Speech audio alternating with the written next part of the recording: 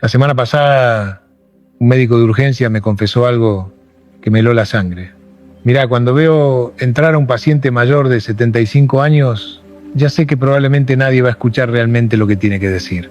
Y esa frase, esa confesión tan cruda, tan honesta, me llevó a tener conversaciones con decenas de profesionales de la salud durante los últimos meses. Lo que descubrí no solo me impactó como psicólogo, sino como ser humano. Porque resulta que existe un mundo paralelo de pensamientos, observaciones y verdades que los médicos guardan para sí mismos cuando atienden a nuestros mayores. No por malicia, no por crueldad, sino porque el sistema, la sociedad y hasta nosotros mismos hemos creado un silencio incómodo alrededor del envejecimiento. Lo que voy a compartir hoy no es fácil de escuchar, pero es absolutamente necesario. Porque entre esas verdades no dichas se esconden las claves para transformar los últimos años de vida, ya sea la tuya o la de quienes amas. Y créeme cuando te digo que lo que viene en este video podría cambiar completamente la forma en que entiende el envejecimiento. Así que, si esto te resuena, si tienes a alguien mayor cerca, o simplemente quieres prepararte para lo que todos, sin excepción, vamos a vivir algún día, te invito a que te suscribas ahora, porque este es el tipo de conversación que necesitamos tener más seguido. Empecemos por algo que duele, pero que necesitas entender desde el principio. Hay algo que sucede en los consultorios médicos que casi nadie se atreve a mencionar abiertamente. Cuando un paciente mayor entra a consulta acompañado, el médico tiende a dirigirse al acompañante, no al paciente. Es un reflejo tan automático, tan integrado en la práctica clínica que muchos profesionales ni siquiera se dan cuenta de que lo están haciendo. Una cardióloga me lo explicó así: es más rápido hablar con el hijo o la hija. Ellos te dan la información más estructurada, sin las divagaciones, sin las quejas que parecen no llevar a ningún lado. Pero aquí está la trampa brutal de esa eficiencia. Cada vez que el médico se dirige al acompañante en lugar del paciente, está enviando un mensaje subliminal devastador. Le está diciendo a esa persona mayor que su voz ya no importa, que su experiencia de su propio cuerpo es menos válida que la interpretación de un tercero que ha dejado de ser el protagonista de su propia historia médica. Y esto no solo hiere la dignidad, esto tiene consecuencias clínicas reales y medibles. Cuando el paciente siente que no es escuchado, deja de reportar síntomas importantes. Empieza a minimizar dolores, que podrían ser señales de alarma. Se calla sobre efectos secundarios de medicamento porque asume que así debe ser a esta edad. Y lo más peligroso, pierde la motivación para seguir los tratamientos. ¿Para qué tomar esas pastillas si de todas formas nadie realmente escucha cómo me hacen sentir? Los números son escalofriantes. Estudios recientes muestran que los pacientes mayores de 70 años tienen un 60% menos de probabilidad de que sus síntomas de dolor crónico sean tomados en serio comparados con pacientes de mediana edad reportando exactamente los mismos síntomas. Y no estamos hablando de negligencia maliciosa. Estamos hablando de un sesgo tan profundo, tan culturalmente arraigado que opera bajo el radar de la conciencia. Pero hay algo aún más perturbador que me compartió un geriatra con 30 años de experiencia. Me dijo: Jorge, el problema no es solo que no los escuchemos, es que hemos enseñado a los viejos a no hablar. Llegan a la consulta esperando ser invisibles, y esa expectativa se convierte en profecía autocumplida. Piénsalo, ¿cuántas veces has visto a una persona mayor en el consultorio disculparse por quitar el tiempo del doctor? ¿Cuántas veces has escuchado esa frase terrible: ya estoy viejo, ¿qué se le va a hacer? Esa resignación aprendida es el resultado de años, décadas incluso, de mensajes sutiles y no tan sutiles diciéndoles que su malestar es normal, que es parte del envejecimiento, que no hay nada que hacer. Y aquí viene algo que quiero que entiendas profundamente porque va a ser crucial para todo lo que sigue. Los médicos saben esto, lo ven todos los días, pero el sistema en el que trabajan, con sus consultas de 10 minutos y sus protocolos estandarizados, no les da el espacio para abordarlo. Entonces se crea esta brecha entre lo que saben que deberían hacer y lo que el sistema les permite hacer. Y en esa brecha se pierden vidas, literalmente. Ahora, antes de que pienses que esto es solo crítica sin solución, déjame decirte que hay esperanza. Hay estrategias concretas que pueden cambiar esta dinámica tanto para los profesionales de la salud como para los pacientes y sus familias. Pero para llegar ahí necesitamos primero entender otras verdades que los médicos piensan pero no dicen. Y la siguiente es particularmente dolorosa porque toca algo que todos queremos ignorar: el tema de la muerte y cómo nuestra negación está causando sufrimiento innecesario. Pero quédate conmigo. porque hacia el final voy a revelarte algo que ningún médico me había confesado antes sobre este tema, y que podría cambiar completamente tus últimos años de vida o los de quienes amas. El tratamiento agresivo como huida existencial. Hay una escena que se repite en las unidades de cuidados intensivos de todo el mundo, y que los médicos de estas áreas conocen demasiado bien. Un paciente de 80 y tantos años, con múltiples enfermedades crónicas, con una calidad de vida ya muy deteriorada, ingresa por una complicación seria. Y entonces comienza lo que un intensivista me describió como la tortura médica bien intencionada. Tubos por todas partes, máquinas que respiran por él, procedimientos invasivos que en una persona joven serían difíciles, pero en un cuerpo frágil son auténticas agresiones. Y mientras todo esto sucede, el paciente no puede hablar por el tubo en la garganta, no puede expresar si quiere seguir adelante con esto, está sedado para que no sienta el horror de tener una máquina forzando aire en sus pulmones. Aquí está la verdad brutal que los médicos piensan, pero casi nunca dicen en voz alta. Muchas veces este encarnizamiento terapéutico no es por el bien del paciente, es por los familiares que no pueden aceptar lo que está ocurriendo. Es por la familia que dice hagan todo lo posible sin entender realmente qué significa ese todo. Y es por una sociedad que ha convertido la muerte en el fracaso supremo, en lugar de en la conclusión natural de la contribo. Vida. Un oncólogo me contó algo que me partió el corazón. Me dijo, a veces propongo cuidados paliativos para pacientes con cáncer muy avanzado.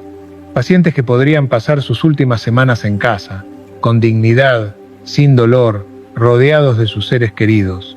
Y la familia me mira como si les estuviera proponiendo matar a su padre. Me dicen que no se rindan, que prueben un tratamiento más, aunque ese tratamiento solo prolongue el sufrimiento sin cambiar el desenlace. Lo que está sucediendo aquí es fascinante desde el punto de vista psicológico, aunque tremendamente doloroso desde el punto de vista humano. Hemos externalizado en la medicina nuestra incapacidad para lidiar con la mortalidad. Le pedimos a los médicos que nos salven de la muerte, como si la muerte fuera una enfermedad curable en lugar de la única certeza absoluta de la existencia. Y los médicos lo saben. Saben que están aplicando tratamientos que prolongan la agonía en lugar de la vida, pero enfrentan una presión terrible. Por un lado, está el imperativo profesional de hacer algo, de no rendirse, reforzado por años de entrenamiento donde la muerte del paciente se vive como derrota. Por otro lado, están las familias angustiadas, a veces culpables por años de desatención, queriendo compensar con procedimientos médicos lo que no dieron en presencia y cuidado. Aquí hay algo que quiero que entiendas porque es fundamental. Los estudios sobre este tema son consistentes y claros. Los pacientes con enfermedades terminales que reciben cuidados paliativos, en lugar de tratamiento agresivo, no solo reportan mejor calidad de vida en sus últimos días, sino que, paradójicamente, a menudo viven más tiempo.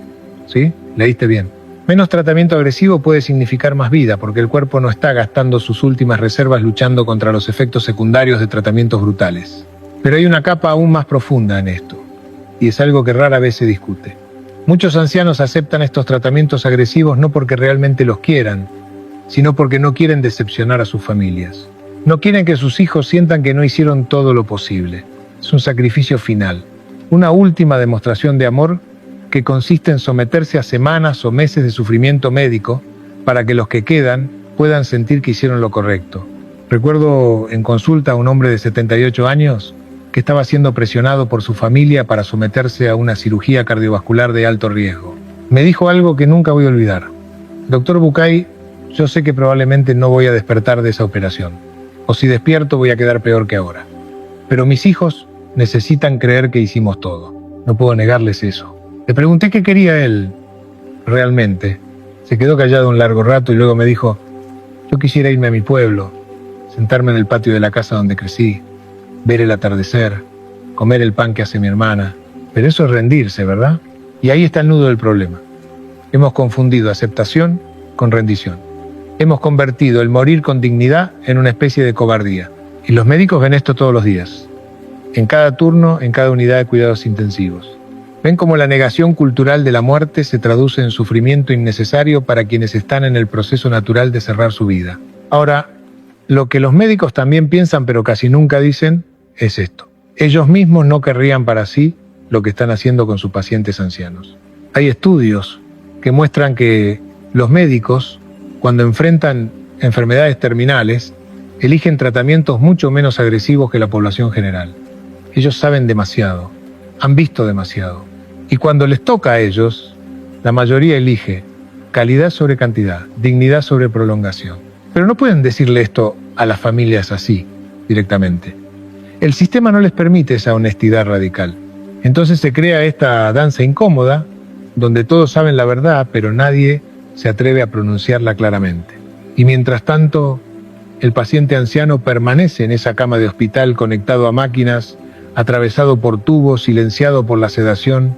Y hay algo más que viene después de esto, algo sobre la medicación excesiva, que los médicos saben que está causando problemas masivos, pero que casi nadie está dispuesto a abordar seriamente. La cascada de prescripciones, cuando la cura se vuelve veneno. Ahora llegamos a algo que los médicos llaman, en privado, la cascada prescriptiva. Y es uno de los problemas más extendidos y menos reconocidos en el cuidado de los ancianos. Funciona así. Un paciente mayor visita al cardiólogo por presión alta. Le recetan un medicamento. Ese medicamento causa mareos como efecto secundario. El paciente visita a otro médico por los mareos. Ese médico, sin revisar completamente el historial, prescribe algo para los mareos. Eso causa problemas estomacales. Otro médico, otro medicamento para el estómago, y así, como fichas de dominó cayendo, una persona que originalmente tenía un solo problema de salud, termina tomando 8, 10, 12 medicamentos diferentes. Un geriatra me explicó esto con una metáfora que me pareció brillante. Es como tener varios carpinteros trabajando en la misma casa pero sin hablar entre ellos. Uno instala una puerta, otro la bloquea con un mueble, un tercero corta una ventana justo donde el primero puso la puerta. El resultado es una casa que no funciona para nadie. Aquí está la parte que realmente te va a impactar. Existe un término médico para esto. Se llama polifarmacia y es reconocido oficialmente como un problema de salud pública. Los estudios muestran que cualquier persona mayor de 65 años que tome más de 5 medicamentos simultáneamente tiene un riesgo dramáticamente incrementado de efectos adversos, interacciones peligrosas y, lo que es peor, de ser hospitalizado precisamente por complicaciones de sus medicamentos, no de sus enfermedades originales. Pero aquí viene lo que los médicos piensan y no dicen abiertamente. Muchos de esos medicamentos probablemente no son necesarios. O eran necesarios en algún momento, pero ya no lo son. O están contrarrestando los efectos de otros medicamentos que a su vez ya no son necesarios. Es un castillo de naipe farmacológico. Y nadie se atreve a empezar a quitar cartas por miedo a que todo se derrumbe. ¿Por qué no lo dicen? Porque estamos en un sistema médico fragmentado. El cardiólogo no quiere quitarle un medicamento prescrito por el endocrinólogo. El médico general está abrumado viendo 30 pacientes al día y no tiene tiempo para revisar exhaustivamente cada medicamento. Y las farmacéuticas, bueno, ellas no tienen exactamente un incentivo económico para promover la reducción de medicamentos. Pero hay algo aún más insidioso en esto. Muchos de los síntomas que se atribuyen al envejecimiento normal son en realidad efectos secundarios de medicamentos. Esa confusión mental que se asume como demencia incipiente puede ser el efecto de un antihistamínico. Esa debilidad y fatiga que se acepta como inevitable podría ser provocada por un medicamento para la presión que está funcionando demasiado bien y bajándola peligrosamente. Esos problemas de equilibrio que llevan a caídas pueden ser causados por la interacción de 2 o 3 medicamentos que individualmente son seguros pero combinados son peligrosos. Déjame contarte algo que vi en consulta y que ilustra perfectamente este problema. Una mujer de 76 años llegó con su hija. Preocupadas porque la señora estaba teniendo episodios de confusión severa, la hija estaba convencida de que era Alzheimer. Cuando revisé su historial médico, esta mujer estaba tomando 17 medicamentos diferentes. 17. Y nadie, ninguno de sus múltiples médicos había hecho una revisión integral de todas esas prescripciones trabajando juntas en su cuerpo. Trabajé con su médico de cabecera para hacer lo que se llama deprescripción, que es exactamente lo que suena. Quitar medicamentos de forma sistemática y cuidadosa. 6 meses después, esa mujer estaba tomando 6 medicamentos en lugar de 17. Y la confusión había desaparecido casi completamente. No era Alzheimer, era intoxicación farmacológica. Ahora, los médicos saben esto, especialmente los geriatras, que son los especialistas en ancianos. Pero hay presiones sistémicas enormes trabajando en contra. Cada especialista se enfoca en su área y prescribe lo que es óptimo para esa condición específica, sin una visión holística de la persona completa. Y aquí está la pregunta que casi nadie hace, pero que debería estar en el centro de cada decisión médica para un anciano. ¿Este medicamento va a mejorar la calidad de vida de esta persona? ¿O solo va a prevenir teóricamente un problema que quizás nunca ocurra? Porque eso es lo otro. Muchos de estos medicamentos se prescriben preventivamente, estatinas, para prevenir infartos en personas que quizás no vivan lo suficiente para beneficiarse de ellas. Medicamentos para osteoporosis que tardan años en hacer efecto en personas con expectativa de vida limitada. Y cada uno de estos medicamentos viene con efectos secundarios que afectan la calidad de vida hoy por un beneficio hipotético mañana. Un médico me lo puso en términos muy claros. Si tengo un paciente de 40 años con colesterol alto, claro que le doy estatinas porque tiene potencialmente 40 años más de vida para beneficiarse. Pero si tengo un paciente de 85 años con múltiples enfermedades y mala calidad de vida, ¿realmente estoy ayudándolo dándole estatinas que le van a causar dolor muscular y fatiga? ¿O solo estoy siguiendo un protocolo porque así dice la guía médica? Y esto nos lleva a algo fundamental que quiero que entiendas.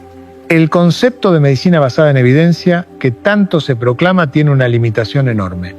La mayoría de los estudios clínicos que generan esa evidencia excluyen a los ancianos. ¿Sí? Leíste bien. Los estudios que establecen qué medicamentos son efectivos generalmente se hacen con personas entre 40 y 60 años, saludables excepto por la condición que se está estudiando. Y luego esos resultados se aplican automáticamente a personas de 80 y tanto con 5 o 6 enfermedades diferentes. Es como si probaras un coche en condiciones ideales de laboratorio y luego asumieras que funcionará exactamente igual en medio de una tormenta en un camino de montaña con el motor ya desgastado. Pero así es como funciona buena parte de la medicina para ancianos. Extrapolación de datos que nunca fueron pensados para ellos. Los médicos lo saben que están aplicando protocolos diseñados para otros grupos de edad a personas que son fundamentalmente diferentes. Pero el sistema médico legal actual los presiona a seguir las guías, porque si no prescriben lo que dice el protocolo y algo sale mal, pueden ser demandados. Pero si prescriben según el protocolo y el paciente sufre efectos adversos, bueno, estaban siguiendo las reglas. Ahora aquí viene algo crucial que va a conectar con lo que te voy a revelar al final. Este problema de la sobremedicación no es solo un asunto médico, es profundamente psicológico, porque cada una de esas pastillas representa para el paciente y su familia la sensación de que algo se está haciendo. Reducir medicamentos se siente emocionalmente como abandono, como rendición, aunque intelectualmente sepamos que puede ser lo mejor. Y esto me lleva a la siguiente verdad, que los médicos piensan pero no dicen, y esta va a ser particularmente difícil de escuchar, tiene que ver con las familias, con cómo los seres queridos de los ancianos, a menudo sin darse cuenta, están contribuyendo activamente al deterioro de quienes dicen estar cuidando, la soledad disfrazada de cuidado. Esto es lo que me dijo una psiquiatra geriátrica después de 3 décadas trabajando con ancianos. Mira, el mayor factor de riesgo para deterioro cognitivo acelerado no es la genética, no es la dieta, no es ni siquiera el ejercicio, es la soledad. Y lo más trágico es que muchos de nuestros ancianos están profundamente solos precisamente porque sus familias creen que los están cuidando bien. Déjame explicarte lo que esto significa, porque es uno de los secretos mejor guardados en la medicina geriátrica. Cuando una familia decide que papá o mamá ya no puede vivir solo, que necesita supervisión constante, que es peligroso dejarlo hacer cosas por sí mismo, creen genuinamente que están actuando con amor. Pero lo que los médicos ven una y otra vez es cómo ese cuidado se transforma en una cárcel invisible que acelera dramáticamente el deterioro. Funciona así.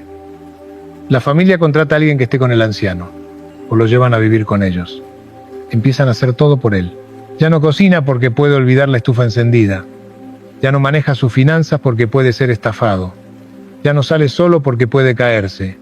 Ya no toma decisiones sobre su día porque no sabe lo que es mejor para él. Y con cada una de estas cosas que se le quita, no solo pierde una capacidad, pierde un propósito, pierde un rol, pierde su identidad como persona autónoma.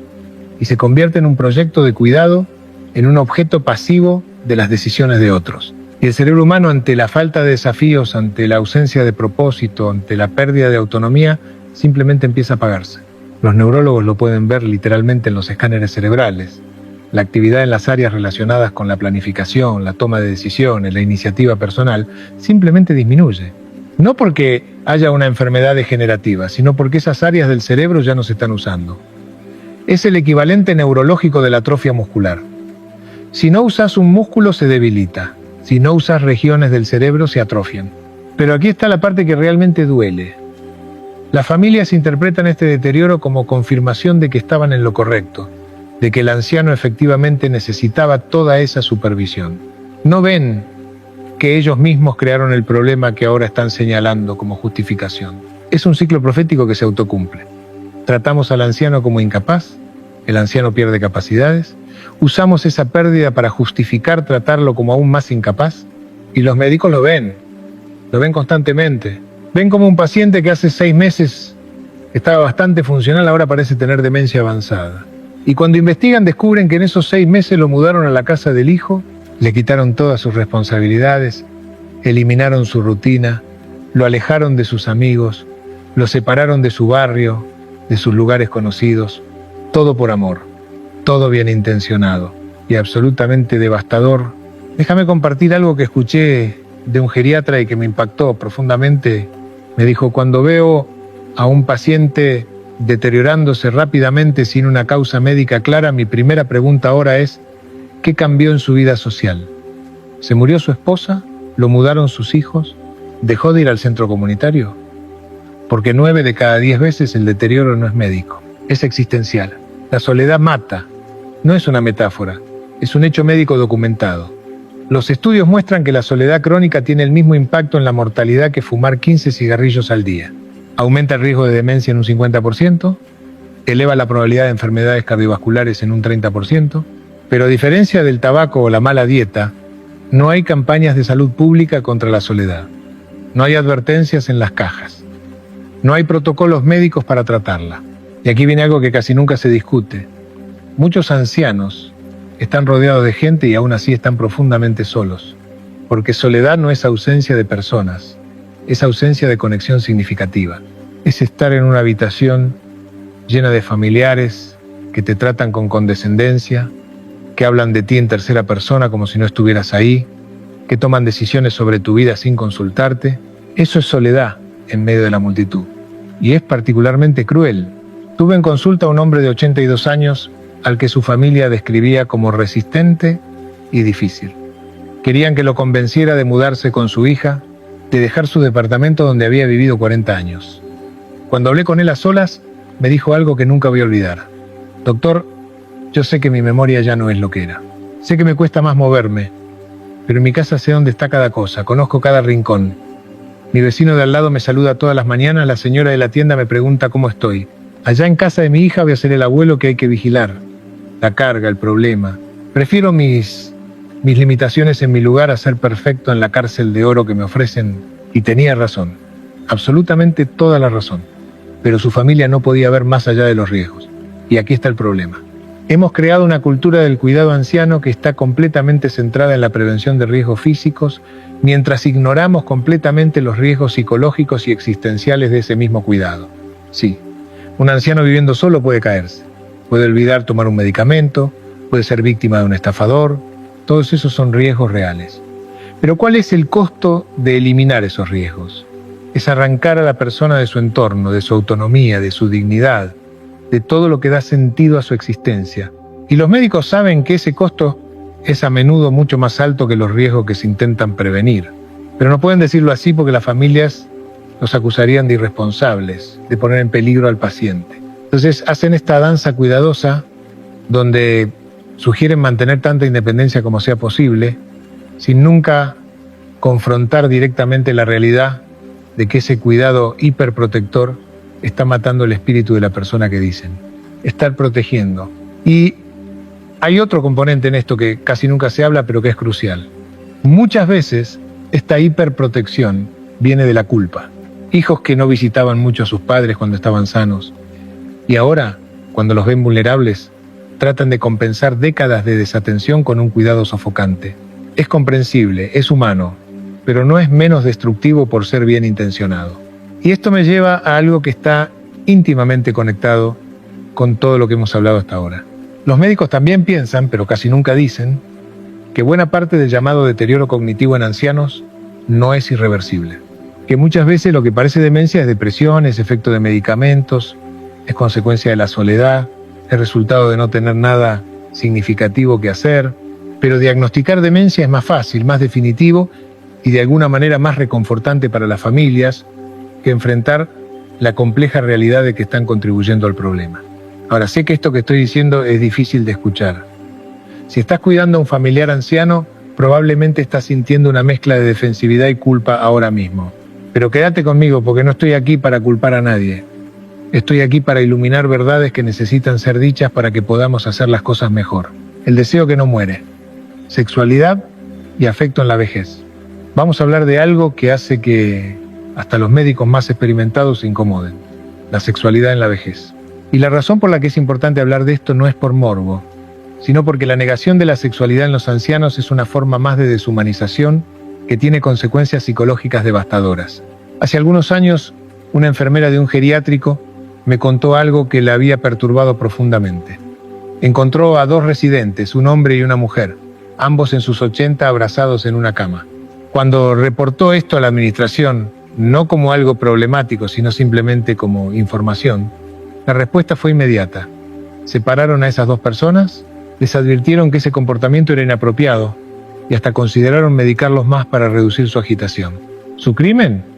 Buscar afecto humano, buscar contacto físico, buscar intimidad, cosas que consideramos necesidades humanas básicas en cualquier otra edad, pero que de repente se vuelven vergonzosas, problemáticas o hasta patológicas cuando las personas tienen más de 70 años. Los médicos ven esto constantemente. Ven cómo los familiares reaccionan con horror si su padre o madre viudo empieza una nueva relación. Ven cómo en los geriátricos se trata el deseo sexual como un síntoma a suprimir en lugar de como una señal de vida y vitalidad.